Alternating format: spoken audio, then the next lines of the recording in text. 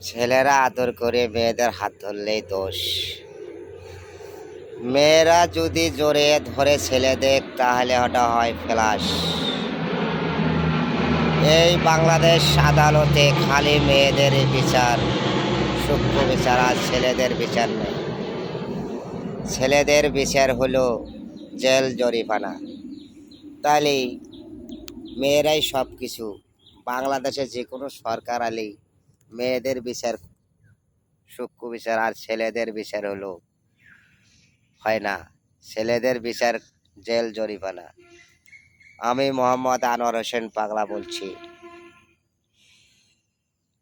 উভয় পক্ষ বিচারকে রাখতে হবে। খালি ছেলেদের দোষ, মেয়েদের দোষ নেই। মেয়েরা যেভাবে স্বাধীনতা চলিতে চায়, ছেলেরা সে দিতে চায় না। তার কারণে এত কিছু কেস কাবারি। খালি দেখবেন যে কোনো আদালতে যা দেখবেন খালি মেয়েদের কেস, খালি মেয়েদের কেস।